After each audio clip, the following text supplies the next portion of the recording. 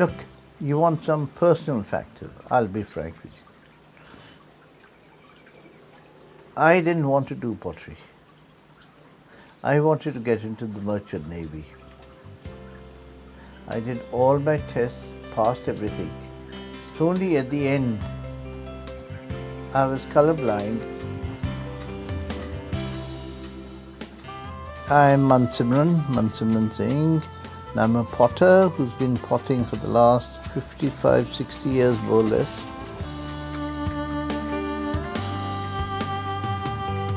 Studio pottery is done in a studio, not in a commercial environment. In your house you might have rooms which are your studio, and you're working on your own. You might have one helper with you, but you are entirely involved with what you're doing. When you're sitting on the potter's wheel and creating something, you're a craftsman. The art form comes in after you've created it. You know what you do with what you've created on the wheel to make it look artistic. So it's a combination of both these things that make you a studio potter, a craftsman and an artist.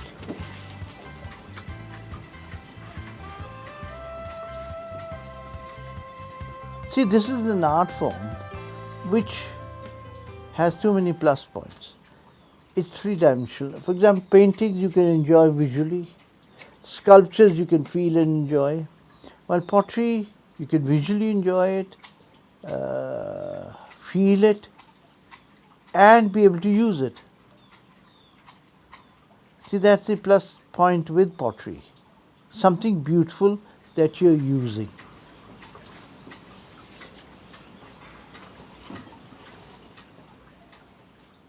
You see, first, your lump of clay, you have to create a piece. Fine. Then it dries, you trim it, then it goes for a firing. When it's dry, gets fired. The first firing is the low firing. Then is the time when you start glazing your pot, after you've had the first firing. So then is the time when you start thinking what you're going to do with that pot. What do you want expected from that pot? And then you apply the glazes accordingly. Then you fire it, and 7 out of 10 times it won't come out the way you expected it.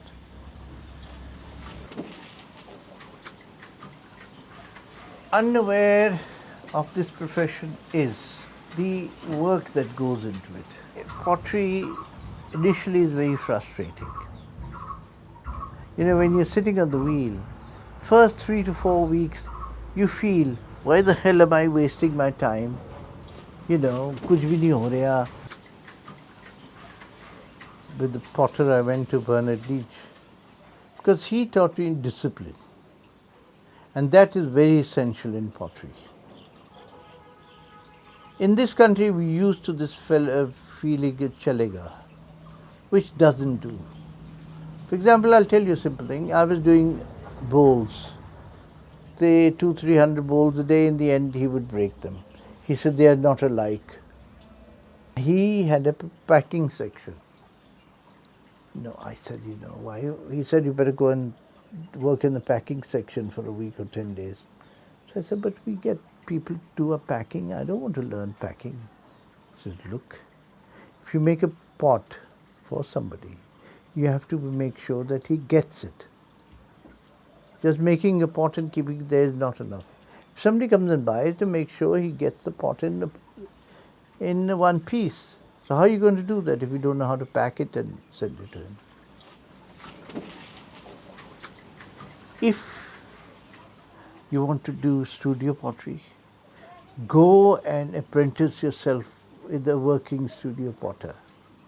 You see, so we concentrate when we are teaching somebody to spend most of the time on a potter's wheel.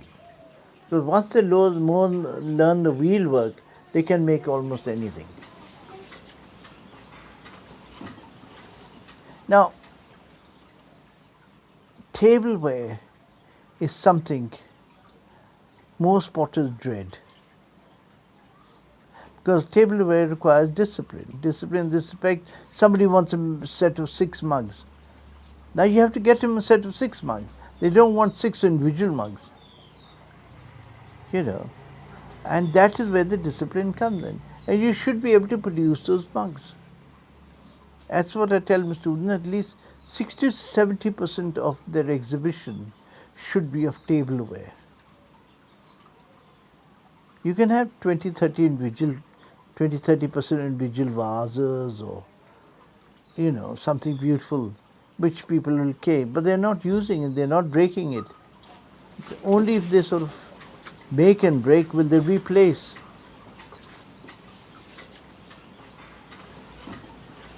Another way you can make your life more comfortable is teaching.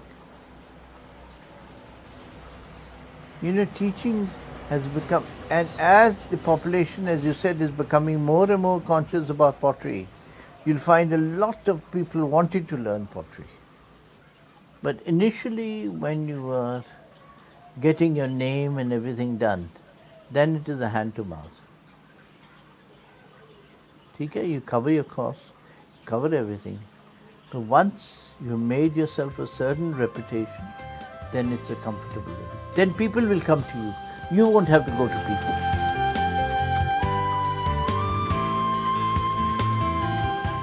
So there's never something that you can copy. Yours, something of yours has gone into that pot.